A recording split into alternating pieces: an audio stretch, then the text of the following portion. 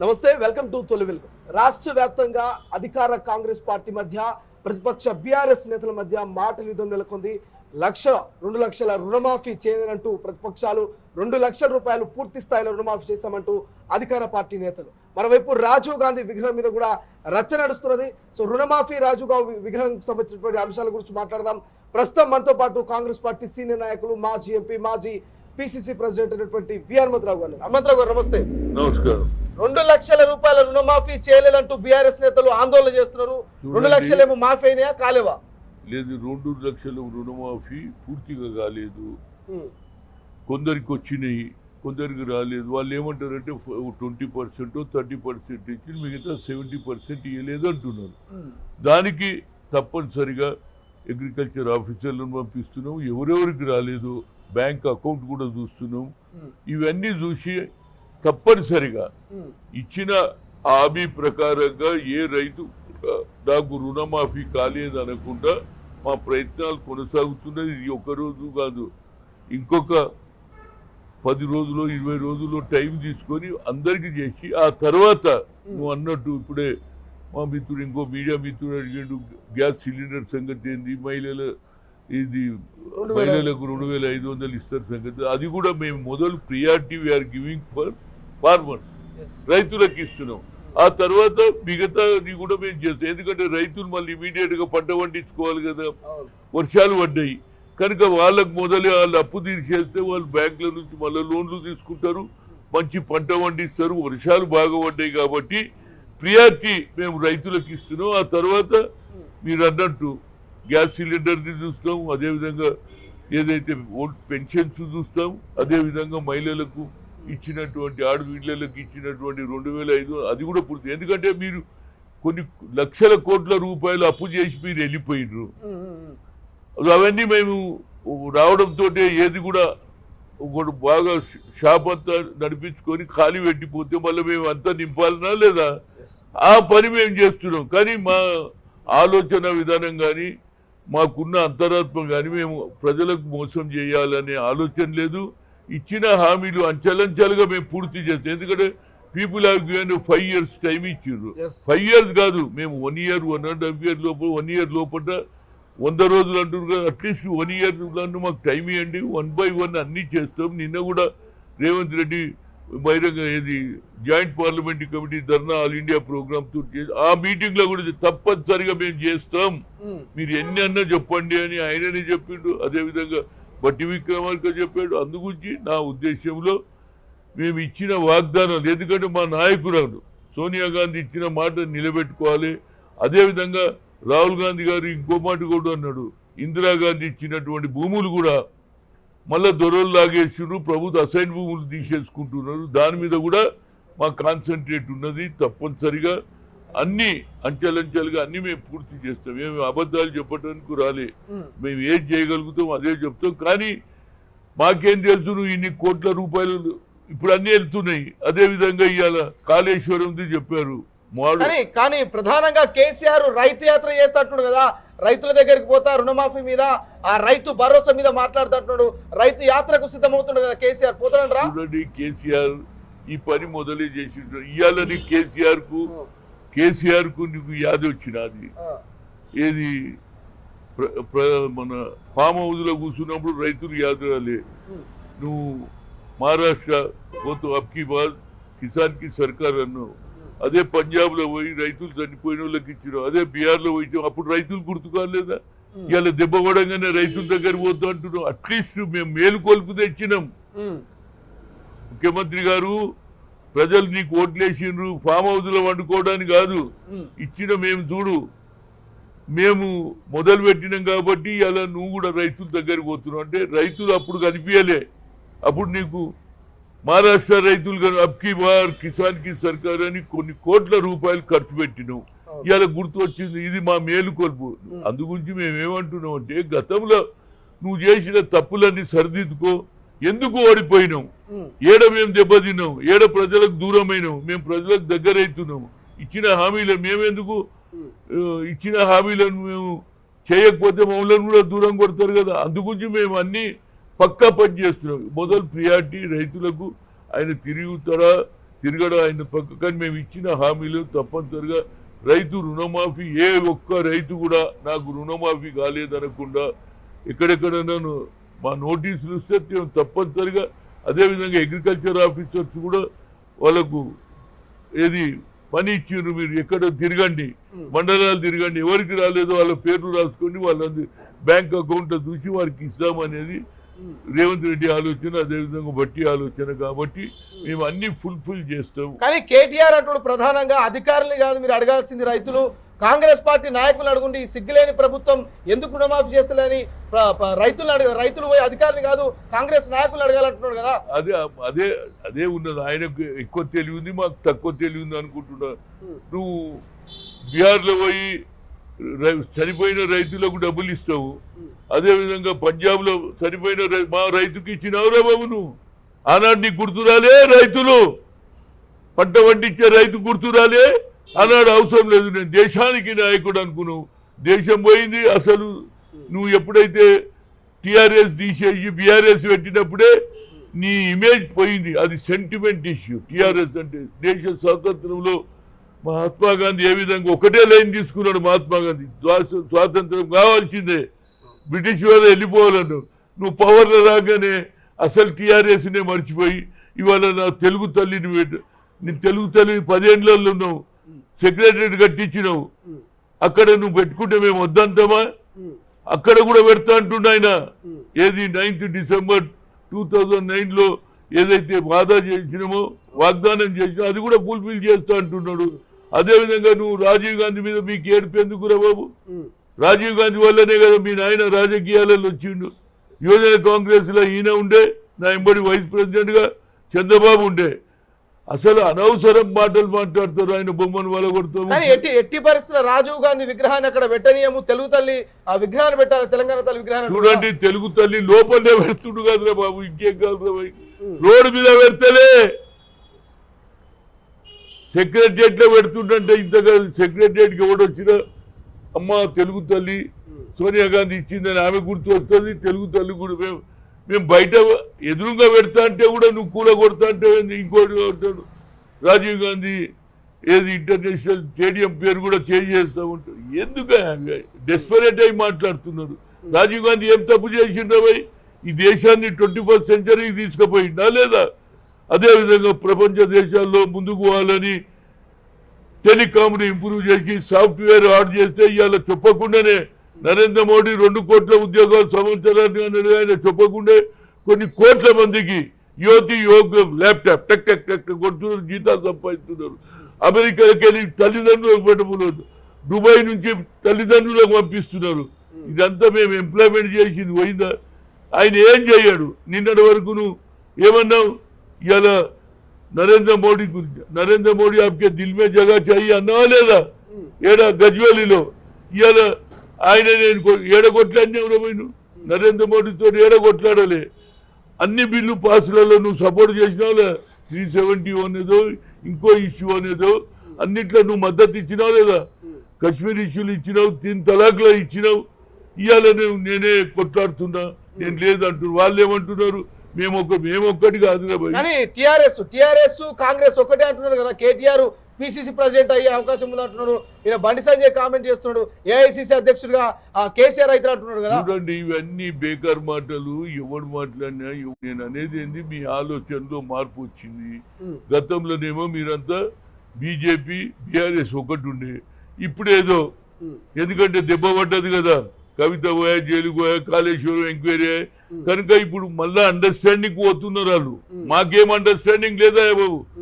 Day 1 the Congress has formed secular forces. మేము ఎన్నడూ కూడా కాంప్రమైజ్ కాలే బీజేపీ తోటి. కామ్ కూడా పదవులు వదిలేసుకుంటాం, కానీ బీజేపీ మతతత్వ పార్టీతో మేము ఎన్నడూ జీవితంలో పవర్ పోయినా సరే, ఇందిరాగాంధీ నుంచి మొదలు పెడితే, ఈనాడు కూడా నెహ్రూ నుంచి మొదలు పెడితే మేము ఎప్పుడు కూడా సెక్యులర్. ఈ దేశంలో హిందూ, ముస్లిం, సిక్, ఇసాయి అందరూ ఒకటే. భారతదేశంలో పుట్టినప్పుడు మీరే సెపరేట్ చేస్తున్నారు. ఆనాడు సెపరేట్ అయినప్పుడు పాకిస్తాన్ అయినట్టు పోయేటోడు పోయిండు, ఉండోడు ఏ మా మాతృ. ఇవాళ చూసినా జాతీయ జెండాను ఓల్డ్ సిటీలో కూడా తిరుగుతున్నారా లేదా? దేశభక్తి వచ్చిందా లేదా? మనం కేవలం ఓట్ల గురించి హిందువుల ఓట్ల గురించి మీరు అన్ని మాట్లాడతారు. అదే విధంగా ఏది మొన్న అయోధ్యలోనే రాముడు ఉన్నాడు, రామ మందిరం అయోధ్యలోనే ఓడిపోయింది కదరా బాబు మీరు. అయోధ్యలోనే రాముడు ఉన్నాడు. భగవంతుడు ఏమంటాడు, రాముడు ఇంతవలు అన్ని దగ్గర ఉన్నాడు, ఇందువలడు అందులేడు, ఎక్కడ చూసినా దేవుడు ఉన్నాడు అంటే మీరు అయోధ్యనే టార్గెట్ చేస్తే అయోధ్యలోనే ఓడిపోయిండు. మీకు ఆలోచన కూడా రాలే. కానీ హనుమంతరావు గారు బీజేపీతో ఎట్టి పరిస్థితిలో కలవము, సెక్యులర్ పార్టీ అంటున్నారు. బీఆర్ఎస్ కలుస్తామంటే కలుపుకునే అవకాశం ఉందా భవిష్యత్తులో? బీఆర్ఎస్ తోటి అది కాదండి, మొన్నటిదానికా కొట్లాడితే బీఆర్ఎస్ వ్యతిరేకంగానే మేము గెలిచినాం. ఇక మళ్ళీ బీఆర్ఎస్ తోటి మాకేం పొత్తురా బాబు? వాళ్ళ పొత్తు పెట్టుకుంటే కాళేశ్వరం వచ్చేస్తుంది, అన్ని వచ్చేస్తాయి. ఆఖరికి లీకర్ కేసు కూడా మా అరే ఏంద్రబాబు అన్నట్టు. కనుక మేము సింగిల్ హ్యాండ్ ఉంటాం. మాకు ఆలియన్స్ పార్టీస్ ఉన్నాయి, ఇండియా కూటమితోటే మేము ఉంటాం. బీఆర్ఎస్ ను కలుపుకునేది లేదు, బీజేపీతో పొత్తు పెట్టుకునేది లేదు. మాది క్లియర్ కేసు. బీజేపీది సెక్యులర్ సిద్ధాంతం కాదు, వాళ్ళది మతతత్వ పార్టీ. ఈయననేమో దేశాన్ని దోచుకొని ఆ పాపాలని మాకు వాడేవవు. అందుగురించి మేము ఎవరితోడు కలవం. 6 డిక్లరేషన్ చేసినాం, రైతులకు ఇచ్చిన రుణమాఫీ చేస్తాం. అదేవిధంగా కొత్త ఇండస్ట్రీ తేవడానికి ఆయన అమెరికా పోయిండు, ఇతర దేశాలకు పోయి ఇక్కడ స్కిల్ డెవలప్మెంట్ కూడా డెవలప్ చేస్తా అంటాడు. స్కిల్ డెవలప్ చేస్తే కొత్త ఉద్యోగాలు వస్తాయి. ఆ టెక్నిక్ నేర్చుకున్నోనికి ప్రతి ఒక్కరికి ఉద్యోగం ఇస్తుంది. కనుక ఉద్యోగ అవకాశాలు కూడా పెరుగుతున్నది. ఎవరు చూడు తెలంగాణకు జానా యా వెదర్ వచ్చాయి, ఇక్కడ వెదర్ బాగున్నది, ఎన్విరాన్మెంట్ బాగున్నది. కనుక ప్రతి ఒక్కటి వీడికి వచ్చినాడు ఎవడు వాడు. ఇవాళ ఎంతోమంది ఐఏఎస్ ఐపీఎస్ బీఆర్ యూపీకేలు వచ్చినాడు, ఈయనే ఉంటున్నాడు. నేను అడిగిన ఒక ఆఫీసర్ను, నైరావు సాబ్ అవి అయినైతే భయ్ अब बिहार नहीं जा रहे हैं. अरे क्या ओरिसा, अरे नहीं साहब यहाँ अच्छा है, यहाँ लोग भी अच्छे, दिल मिल के रहते, लड़ाई झगड़ा नहीं है, लॉ एंड ऑर्डर प्रॉब्लम नहीं है. ओनली प्रॉब्लम है ड्रग्स का. वो ड्रग्स को एराडिकेट करे तो ये స్టేట్ का नाम अच्छा रहता అని అందరూ అంటున్నారు. కనుక తప్పనిసరిగా ఎవరైనా ఇక్కడ వచ్చినోడు ఇక్కడ డెవలప్మెంట్ బాగా జరుగుతుంది. ఎందుకు వస్తుంది? వెదర్ బాగుంది. అదే ఆంధ్రలో ఉన్నదనుకో, అక్కడ ఏది ఎండాకాలం వస్తే కూడా ఉండలేడు. ఏది సముద్రం పక్కకు ఉన్నటువంటిది. మనకి ఇక్కడ సముద్రం లేదు, కానీ దేవుడు ఇచ్చిన కృష్ణ ఉన్నది, దేవుడు ఇచ్చినటువంటి గోదావరి ఉంది. మేము దాంతో ప్రజలకు నీళ్లు ఇస్తాం, రైతులకు పంట పండించుకోవడానికి అవకాశం ఇస్తాం. తప్పనిసరిగా ఆయన చేసిందని కదా, అక్కడ తప్పులు జరిగినాయి, దాన్ని సరిదిద్దుకోవడానికి మీరు ప్రయత్నం చేయండి. మేము చేస్తున్నాం. కానీ హనుమంతరావు గారు ప్రధానంగా ఆ ఉప్పల్ స్టేడియం పేరు, ఉప్పల్ స్టేడియం ముందు రాజీవ్ గాంధీ విగ్రహానికి ప్లాన్ చేసి విగ్రహం ఆర్డర్ కూడా ఇచ్చినట్టు తెలుసు. విగ్రహం ఆర్డర్ కాదు, తొందరగానే తప్పనిసరిగా ప్రియాంక. ఎందుకంటే రాజీవ్ గాంధీ గారు చనిపోయినప్పుడు నేను అన్నోడు పిసిసి ప్రెసిడెంట్. అప్పుడు నేను ఢిల్లీకి వెళ్ళి ఆయన ఏది అంత్యక్రియలో పాల్గొన్న తర్వాత వాళ్ళ యాషెస్ అల్ఫాబెటికల్ గా ఆంధ్రకు నాకు మొదలిచ్చింది. నేను అది తీసుకొని వచ్చి బేగంపేటలో దిగి ఇక్కడ నుంచి విజయవాడ నుంచి ఏలూరు మీదుగా ఎక్కడికి పోయినా రాజమండ్రి పోయి గోదావరిలో ఆనాడు ఎన్ జనార్దన్ రెడ్డి ముఖ్యమంత్రి ఇద్దరం కలిపి కనుక ఆమెతోటే ఇనాగ్రేషన్ చేస్తే బాగుంటుంది అనేది నా ఉద్దేశం, నా లైఫ్ అంబిషన్. ఆ స్టాచ్యూ కూడా ఆ పేరు పెట్టడం కూడా హైదరాబాద్ క్రికెట్ అసోసియేషన్ వాళ్ళు వచ్చిండ్రు నా దగ్గరికి. అన్న మాకు కొన్ని పైసలు తక్కువ పడుతుంది స్టేడియం కట్టడానికి అంటే, నేనన్నా ఒక షర్ట్ మీద పైసలు ఇప్పిస్తాను కానీ మీరు పేరు పెట్టాలి. మంచిది అన్నారు. సోనియా గాంధీ నేను కలిసిండ్రు, ఆమె అన్ని చూసినాక అడిగింది నన్ను, హనుమంత్ ఇప్పిస్తా ఉంటే నేను there is lot of money, HPCL, Indian oil corporation ఇస్తారు, మీరు వాళ్ళు స్పోర్ట్స్కి ఎంకరేజ్ వాళ్ళని అడుగు తీస్తారు అన్నారు. ఆ తర్వాత కొంత మార్పులు చేయడానికి ప్రయత్నం చేస్తే రాజశేఖర్ రెడ్డి నిలబడి ఇది సోనియా గాంధీకి మాట ఇచ్చినాం కాబట్టి ఇది రాజీవ్ గాంధీ పేరు భర్త పేరు పెడతాన్నాం, అందుకు అదే పేరు పెట్టింది. కానీ అందులో స్టేడియంలో స్టాచ్యూ లేదు కనుక అది నేనే మొన్న హెచ్ఆర్సీ మీటింగ్లో హైదరాబాద్ క్రికెట్ దాంట్లో కూర్చొని మాట్లాడిన స్టాచ్యూ తెస్తున్నా. తప్పనిసరిగా స్టాచ్యూ 2-3 రోజులలో వెళ్ళబెట్టడం జరుగుతుంది. కానీ ఇనాగ్రేషన్ మాత్రం నేను రేవంత్ రెడ్డికి చెప్పిన, బట్టికి కూడా చెప్పిన. ఎందుకంటే రాష్ట్ర ముఖ్యమంత్రి చెప్తేనే వస్తుంది కదా, కనుక పిలిచే బాధ్యత మీదన్నా దానికి కూడా తప్పనిసరిగా రేవంత్ రెడ్డి గారు ఒప్పుకున్నారు. తప్పనిసరిగా ఆమెతోటి ఇనాగ్రేషన్ చేస్తే ఆమె ఎక్కువగా క్రికెట్ మ్యాచ్లకు పోతుంటుంది. క్రికెట్ అంటే ఆమెకు లవింగ్ ఉంది కనుక తండ్రి పేరు మీద పెట్టింది. బిడ్డ ఇనాగ్రేషన్ చేస్తే ఒక మంచి మెసేజ్ పోతుంది కార్యకర్తలలో, యువకులలో, ఇంకెక్కువ మంది ఆడతారు. దీనివల్ల స్పోర్ట్స్ కూడా పెరుగుతుంది. ఆల్రెడీ మన రేవంత్ రెడ్డి గారు స్పోర్ట్స్ కు ఎంకరేజ్ చేస్తానని చెప్పడం కూడా జరిగింది. స్పోర్ట్స్ సిటీ కడతాను. ఇవన్నీ చేస్తే పిల్లలు డ్రగ్స్ తరపుకోరు. స్పోర్ట్స్ ఎంకరేజ్ చేస్తే డ్రగ్స్ కు ఎవరు కాలేరు. కార్యకర్తలకు పని ఉండాలి, యంగ్స్టర్స్ కు ఆటలు ఉండాలి. మేము చిన్నగా ఉన్నప్పుడు కబడ్డీ ఆడేది, వాలీబాల్ ఆడేది, వేరేది ఏం లేదు మా దగ్గర. ఎందుకంటే వాలీబాల్ ఒక బాల్ నెల దానికే నడుస్తుంది. కబడ్డీకి అయితే అవసరం లేదు, గీత గీసుకోవాలి ఇక్కడక్కడ. ఆ ఆటలన్నీ ఇవాళ అందరికీ క్రికెట్ క్రేజ్ ఉంది కాబట్టి ప్రియాంక గాంధీ వస్తేనే దాన్ని ఇనాగ్రేషన్ చేయించడానికి పూర్తి చేస్తున్నా. మంచి విగ్రహం పెట్టిస్తున్నా. అక్కడ విగ్రహం పెట్టినాక ప్రజలందరూ కూడా ఎంకరేజ్, బాలికలు ఎవరు వచ్చినా రాజీవ్ గాంధీ ఎందుకు పెట్టవలసి వచ్చింది, రాజీవ్ గాంధీ ఏషియన్ గేమ్స్ ఏం చేసిండు, యువకులకు 18 ఏళ్ళ యువకులకు ఓటు ఇచ్చిండు, సాఫ్ట్వేర్ ఆర్డర్ తెచ్చిండు, ప్రతి ఒక్కరి చేతిలో సెల్ వచ్చిందని పిల్లలకు తెలవడానికి స్పోర్ట్స్ మెన్ కూడా ఇంకెక్కువగా మన తెలంగాణ నుంచి నేషనల్ లెవెల్లో ఆడాలనేది రేవంత్ రెడ్డి ఆలోచన ఉంది. దానికి నాకు పూర్తి సహకారం ఉంటుంది. ఆయన కూడా నాకు సహకారం ఇస్తాడని నమ్మిక. హైడ్రా గురించి ఏం చెప్తారు? రాష్ట్ర వ్యాప్తంగా ప్రధానంగా హైదరాబాద్ లో హైడ్రా అనేది ఉక్కుపాదం మోపుతున్నది. ఇక కేటీఆర్ ఫామ్ హౌస్ అంటున్నాడు, ఇటు రేవంత్ రెడ్డి నా ఫామ్ హౌస్ కదనేమో ఈయన కేటీఆర్ అంటున్నాడు. ఈ జన్వాడ ఫామ్ హౌస్ మీద ఏమైనా ఉక్కుపాదం మోపుతుందా హైడ్రా? హైడ్రా ఎందుకు పెట్టింది ఇప్పుడు కాదు, ఇప్పటి నుంచే ఉన్నది. దీనికి ఎన్విరాన్మెంట్ లో ఏడనైతే చెరువులు కుంటలు ఉంటే ఆడ కట్టడాలు ఉండొద్దు అనేది ఉన్నది. దాని తర్వాత రాను అందరు కట్టేసుకున్నారు. ఇప్పుడు ఈయన ఏం చేస్తుండే, సిటీకి మంచి పేరు రావాలంటే ఎవరైతే ఇల్లీగల్ గా కట్టుకున్నారో వర్షపాతం వచ్చినప్పుడు నీళ్లకు అడ్డంగా దాన్ని తీయాలంటున్నారు. అదేవిధంగా అనవసరంగా 3 స్టోరీ అని 5 స్టోరీ 7 స్టోరీ అని కట్టుకుంటున్నారు. దాన్ని కూలగొడుతున్నారు. జనాభా పెరుగుతుంటే నువ్వు ఎక్కువ కట్టేస్తే డ్రైనేజ్ ఏం కావాలి, నీళ్ళు ఏం కావాలి, కరెంట్ ఏం కావాలి అనేది ఆయన ఉద్దేశం. ఎక్కడనైతే ఇల్లీగల్ గా కట్టిండ్రు అవే తీస్తున్నారు. అదేవిధంగా ఇవాళ నిన్న బతుకమ్మ గుడ్డకు వచ్చిండ్రు వారు హైడ్రా చైర్మన్ గారు. ఆయన కూడా అన్నాడు ఇక్కడ అన్యాయం ఇది. ఎప్పటి నుంచో మేము తాత ముత్తాతల నుంచి నేను చిన్నగా ఉన్నప్పుడు ఈత కొట్టేది, మా అక్కలు మా పెద్దమ్మలు ఆడ బతుకమ్మ ఆడేది. ఇప్పుడు బతుకమ్మ ఆడేందుకు మనం డ్రమ్లలో వేస్తున్నాం, నీళ్ళు పోసింటే డ్రమ్లో పోస్తున్నాం. అది కూడా దాని పేరే బతుకమ్మ. కానీ ల్యాండ్ గ్రాబర్స్ కబ్జా చేసి అమ్ముకోవాలని చేస్తే నేను గత 20 ఏళ్ల నుంచి కొట్లాడి దాన్ని కాపాడినా. దాన్ని అక్కడే బతుకమ్మ గుడ్డ చెయ్యాలి. దానికి మా అక్క చెల్లెండ్లు కూడా బతుకమ్మ ఆడి వాళ్ళు కూడా సంవత్సరానికి ఒక పండుగ వస్తుంది. బతుకమ్మ అంటే అమ్మవారు అని, అమ్మవారికి అదే మరి కవిత గారు కూడా బతుకమ్మలు ఆడిపించింది కానీ బతుకమ్మ గుడ్డ గురించి ఎప్పుడు ఆలోచన చేయలేదు. దానికి కూడా నేను చెప్పిన ఈ బతుకమ్మ గుడ్డ కనుక ఇవాళ ఆ బతుకమ్మ గుడ్డను కాపాడాలని. అదేవిధంగా మహాత్మా జ్యోతిరావు పూలే ఆడిటోరియం కూడా గతంలో Mohammed Azam excess land surrender చేసిన దాని మీద కొనొద్దు, దాన్ని కూడా కట్టిస్తే పేద ప్రజలు చిన్న చిన్న ఫంక్షన్లు, బర్త్డేలు కానీ, పెళ్లిలు కానీ, ఎంగేజ్మెంట్స్ కానీ చేసుకోవడానికి. అదేవిధంగా కార్యకర్తలు బీసీ ఎస్సీ పిల్లలు ఆడ మీటింగ్లు పెట్టుకోవచ్చు. ఎందుకంటే ఇవాళ రేపు ఏ హాలు పోయినా తక్కువ లేదు, 1,00,000 2 లక్షలు ఎడికెళ్ళి తెస్తారు. పేదోళ్ళకు పెడితే ఆడిటోరియం ఉంటుంది, గుర్తింపు ఉంటుంది. అది excess land. Last time Sardar మన ఆయన పేరేంటి గౌతు లచ్చన్న పేరు పెట్టినాం. అయితే ఎప్పుడైతే విడిపోయినాక జ్యోతిరావు పూలే పెట్టుకొని కోషిష్ చేసిన కేసీఆర్ కూడా ఒప్పుకున్నాడు కానీ చేయలే. కనుక ఇవాళ రాజశేఖర్ రెడ్డిని అది కూడా నా విన్నపం ఉంది. అది చేయగలిగితే జ్యోతిరావు పేరు మీద ఆడిటోరియం ఉంటుంది, ప్రజలకు ఉపయోగపడుతుంది. ఇదంతా స్లమ్ ఏరియా, పేదవానికి కూడా ఉపయోగపడుతుంది. అదే బతుకమ్మ గుడ్డ కూడా బాగా వచ్చేద్దాం ఈసారి.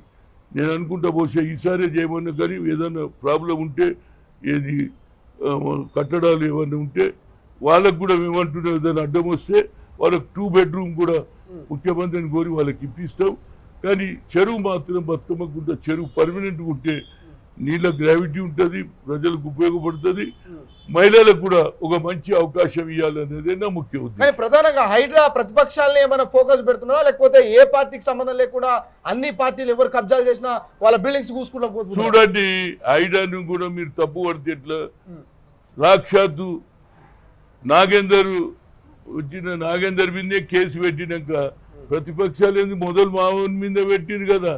అంటే రేవంత్ రెడ్డి ఉద్దేశం ఏంది, ఎవడైనా ఈక్వలే, you are given a free hand. ఒకరికి ఇచ్చి ఒకరికి ఇవ్వకపోతే ఆయన కూడా ఎక్స్పోజ్ అవుతాడా లేదా? కనుక ఆయన కూడా తప్పు చేసిండు కాబట్టి ఆయన మీద కూడా కేసు పెట్టిండ్రు. ఇవన్నీ ఎక్కడున్నా ఇల్లీగల్ గా ఎక్కడున్నా మొదలేమన్నది మా ఫామ్ కాదే కాదన్నాడు, దోస్తుది అంటున్నాడు. దోస్తుది ఎవరు చేసినా తప్పే కదా. కనుక ఎవరున్నా లీజుకి తీసుకున్నా అన్నాడు కదా కేటీఆర్, నా ఫామ్ హౌస్ కాదు మా మిత్రుంది 7-8 ఏళ్ల పాటు లీజుకి తీసుకున్న జన్వాడ ఫామ్ హౌస్. అవునా, మొదలైతే నాదే అన్నావు, ఇప్పుడు తీసుకొచ్చినావు. లీజ్ తర్వాత ఇంకేమంటావు?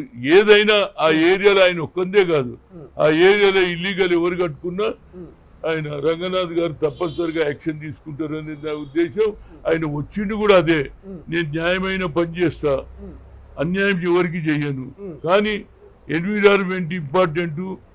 నదులను మనం ఆపుతున్నాం, ఫ్లోను ఆపుతున్నాం, దానివల్ల మనకు ఇబ్బందులు వస్తున్నాయి. కనుక ఒక రూల్ కూడా 111 ఏదో పెట్టిండ్రు, దాన్ని కూడా మీరు తీసేయాలనే ప్రయత్నం చేస్తే ఇక అందరు ఇండ్లు కట్టుకుంటే ఇక నీళ్ళు ఎవరికి వస్తాయి, డ్రైనేజ్ ఎక్కడ పోతుంది? ఇప్పుడు అదే విధంగా మూసీని కూడా ప్రక్షాళన చేయాలంటున్నారు. అంటే నీళ్లు సాఫీగా పోవాలి, ప్రజలకు ఇబ్బంది పడవద్దు. వర్షాలు వస్తే ఒకడు ఇంట్లోకి వెళ్తూనే లేడు, మొగడు ఉద్యోగం పోయి ఇంటి దానికి వచ్చేదానికి వర్షం పడగా నా మొగడు వస్తాడో లేదో. అక్కడ ఏది విశాఖ సైడ్ ఏముంటది, సముద్రంలో ఏదైతే పడవ పెట్టుకొని పోయినాడు ఇంటికి వచ్చేదానికి. అట్లా ఇప్పుడు ఏమైంది, ఎవడు డ్రైనేజ్ లో పడిపోతాడు, ఎవడు కింద పడిపోతాడు. కనుక డ్రైనేజ్ సిస్టమ్ కూడా బాగు చేయాలని రేవంత్ రెడ్డి గారిని కోరుతున్నా. ఫైనల్ గా బీసీ కమిషన్ చైర్మన్ గా విహెచ్ ఉండబోతున్నట్టు వార్తలు చూడండి. నేను ఒకటే ఉన్నది, నాకు గత 8-9 ఏండ్ల నుంచి ఏ పదవి లేదు. నేను ఎంతసేపటికి బడుగు బలహీన వర్గాల గురించి ఆలోచన చేస్తా. సూర్యాపేటలో మీటింగ్ పెట్టినా, సోనియా గాంధీని పిలిచి 2002లో బలహీన వర్గాల సభ పెట్టిన తర్వాతనే కాంగ్రెస్, దాని తర్వాతనే రాజశేఖర్ పాదయాత్ర పెట్టిండు. 5-6 లక్షల మంది వచ్చారు. ఇందిరాగాంధీ కోడలుగా అదే ఆలోచన ఇంప్లిమెంట్ చేస్తుందని వచ్చింది. కనుక నేను ఎప్పుడు అందుగురించి కేంద్రంలో కూడా మంత్రి పదవి లేకున్నా ఏది ఓబీసీ ఎంపీస్ కన్వీనర్గా పనిచేసినా, ఐఐఎంలో రిజర్వేషన్ లేదని కొట్టేస్తే మళ్ళీ నేను సోనియా గాంధీ మేడం మేము రూరల్ ఏరియాకి వెళ్ళి వస్తాము, లోకల్ లాంగ్వేజ్ ఒరియా, తమిళ్, కన్నడ, తెలుగులో మేము మాట్లాడతాం. కానీ knowledge is not anybody's property, God has given everybody. మాకు అవకాశం ఇవ్వాలి, మా పిల్లలు ఐఐటీలో చదవద్దు, ఆల్ ఇండియా ఇంటర్మీడియట్ అంటే అప్పుడు ఆమె ఏం చేయాలంటే మన్మోహన్ సింగ్ చెప్పింది, బిల్లు పెట్టేస్తే లల్లు ప్రసాద్ యాదవ్ పడితే అన్ని పార్టీలు మద్దతు ఇచ్చింది. మా పిల్లలు ఇవాళ లక్షల మంది డాక్టర్లు అవుతున్నారు, ఇంజనీర్లు అవుతున్నారు. That is the character UPA చేసింది. అదేవిధంగా ఇవాళ రాహుల్ గాంధీ ఓబీసీలకు గురు ఏది కులగన చేయాలని అంటున్నాడు, ఎక్స్రే అంటున్నాడు. కింది స్థాయిలో ఎస్సీ ఎస్టీ మైనార్టీలు ఏ విధంగా వాళ్ళ కులగన జరిగితే రాజకీయంగా వాళ్ళు కూడా వస్తున్నారు. 50% సీలింగ్ కూడా ఎత్తేస్తున్నారు 9th షెడ్యూల్ తీసి. అంటే ఆ ఆలోచన ఎవరికి రాలే. అగ్ర కులాల్లో పుట్టిన బడుగు బలైన వర్గాల గురించి ఆలోచన చేసే ఏకైక వ్యక్తి అది ఇందిరాగాంధీ కుటుంబమే. సోనియా గాంధీ కానీ రాజీవ్ గాంధీ కూడా, నేను పిసిసి ప్రెసిడెంట్ ఉన్నప్పుడు you make it executive as a social justice. 23 జిల్లాలు ఉంటే 18 జిల్లాలలో అగ్ర కులాల వాళ్ళే ఉందరు, కానీ నేను 50% చేసిన. అందుగురించి నాకు ఒకసారి అవకాశం వచ్చింది ముఖ్యమంత్రి, కానీ నన్ను కానియలేదు. ఇంకోసారి ఛాన్స్ వచ్చింది, ఆయననే వెళ్ళిపోయిండు. ఏదైనా నాకు పదవి ఉన్నా లేకున్నా రాహుల్ గాంధీ గారు లాస్ట్ అంబిషన్, ఆయన ఈ దేశానికి ప్రధానమంత్రి కావాలంటే కులంగానే జరిగితే యావత్ భారతదేశంలో ఈయన ఒక్కడే మాట్లాడుతుండని, 90% పీపుల్కు అన్యాయం చేస్తున్నారు, 10% లాభపడుతుందని ఉద్యోగాలలో కూడా చెప్పాడు. సెక్రటరియట్ ఎంతమంది ఉంటారు, ఇవాళ జ్యుడిషియల్ అన్నీ చెప్తున్నాడు. కాబట్టి ఆయనకు అవకాశం ఉంది. ఆయన పార్లమెంట్లో బిల్లు పెడితే తప్పనిసరిగా ఇవాళ మేమంతా ఎంపీల దగ్గరికి పోయి రిక్వెస్ట్ చేసి ఆ బిల్లు పాస్ చేయడానికి చూస్తాను. అదేవిధంగా పొద్దున్న లేస్తే ఏ పేపర్ చూసినా బీసీ కులగన జరగాలి, బీసీ కులగన జరగాలి, అన్ని పార్టీల వాళ్ళు అంటున్నారు బాబు. కనుక కులగన జరిగిన తర్వాతనే పంచాయతీ నగరపాలక ఎన్నికలు జరిగితే మాకు సరి అయిన స్థానం వస్తుంది. అదే కోర్టు కూడా అడుగుతుంది, మీ జనాభా ఏదంటది ఎప్పుడు అడిగినా. మేము ఒకటి 54 అంటున్నాడు, ఒకటి 60 అంటున్నాడు. కనుక ఎంత మినిమం 50% ఉన్నాము. కనుక మాకు సరి అయిన న్యాయం జరగాలంటే రేపు పంచాయతీ నగరపాలిక అదే విధంగా మహిళా బిల్లు పెడితే కూడా రాహుల్ గాంధీ అన్నాడు మహిళలకు రిజర్వేషన్ కావాలన్నాడు. కనుక అగ్రకులాల్లో పుట్టిన పేదవారి గురించి ఆలోచన చేసే ఆలోచన అది ఇందిరాగాంధీ కుటుంబంలోనే ఉన్నది. తప్పనిసరిగా రాహుల్ గాంధీ కురగన జయించాలి. మన దగ్గర మొదలు పెడితే మిగతా రాష్ట్రాలలో కూడా ఆల్రెడీ తమిళనాడు 69% అన్నారు, బీహార్లో 67% అన్నారు. మన దగ్గర కూడా సరి అయిన న్యాయం జరిగితే రాజ్యాధికారంలో మా పాలు కూడా ఉంటుంది. మేము ఓట్లేసే మిషన్లం కాదు, మా ఓట్లతో ఎవడన్నా గెలుస్తాడు. కనుక ఇది జరిగితే రాహుల్ గాంధీ కూడా తప్పక దేశానికి ప్రధానమంత్రి అవుతాడు. ఫైనల్ ఒక మాట, రేవంత్ రెడ్డి ఢిల్లీకి పోయిండు, మంత్రివర్గ విస్తరణ అంటాడు, పిసిసి అధ్యక్షుడు నియామకం అంటారు, నామినేటెడ్ పోస్టులు అంటున్నారు. ప్రధానంగా పిసిసి అధ్యక్షుడు ఏ సామాజిక వర్గానికి ఇస్తే బాగుంటుంది? చూడండి, నేను మొదటి నుంచి చెప్పిన మెజార్టీ జనాభా ఉన్నటువంటి బీసీలకి ఇవన్నా. ఎందుకంటే రాహుల్ గాంధీ అన్నాడు కూడా అదే, బడుగు బలైన ఓబీసీకి అమ్మాయి బరాబర్ కడుతూ అంటుండు కాబట్టి బీసీకి ఇవ్వాలని చెప్పాను. నేనైతే కంబైన్డ్ రాష్ట్రానికి పిసిసి అధ్యక్షుడున్నా, యూత్ కాంగ్రెస్ అధ్యక్షుడున్నా, ఎన్ఎస్యూలో తిరిగిన, నేను హయ్యెస్ట్ పోస్టు ముఖ్యమంత్రి పదవికి 2 సార్లు వచ్చిపోయిన నేను కాదు. ఎవరన్నా ఆర్గనైజేషన్కి వెళ్ళి వచ్చిన ఎవరినన్నా చేస్తే సాంప్రదాయ కమిట్మెంట్ ఉంటుంది అని నా కోరిక. కానీ మరి హైకమాండ్ ఎవరిని చేస్తుందో నేను చెప్పలేను, ఆయన ఎవరు చేస్తారో నేను ఊహాగానం చెప్పలేను. కానీ నా కమిట్మెంట్ ఫర్ వీకర్ సెక్షన్లో జనాభా ఎక్కువ ఉన్నటువంటి జనానికి ఇస్తే పార్టీ బలపడుతుంది అనేది నా ఉద్దేశం. Thank you so much. ఇది మాజీ ఎంపీ వి హనుమంతరావు గారు స్పష్టంగా చెప్తున్నారు. బీసీ కులగణన అనంతరమే పంచాయతీ ఎన్నికలకు పోతే బాగుంటుంది అనేది ఆయన ఉద్దేశంగా చెప్తున్నారు. మన వైపు ప్రతిపక్షాలు కేవలం అధికార పార్టీ మీద 2 లక్షల రూపాయల రుణమాఫీ మీద 6 గ్యారెంటీల మీద బురద జల్లే ప్రయత్నం చేస్తుంది. ప్రజలకు మేము మాట ఇచ్చిన ప్రకారం ఖచ్చితంగా త్వరలోనే అర్హులందరికీ నెరవేరుస్తామంటూ వి హనుమంతరావు చెప్తున్నటువంటి పరిస్థితి. సో చూద్దాం ఏం జరగబోతుంది. నిజంగా కాంగ్రెస్ మాట మీద నిలబడుతుందా, మరి ఏం చెబుతున్నది. కెమెరా పర్సన్ అజయ్తో శ్రీశైలం, తొలి వెలుగు, హైదరాబాద్. అసలైన తొలి వెలుగు. ఫాలో వాట్సాప్ @తొలి వెలుగు అఫీషియల్.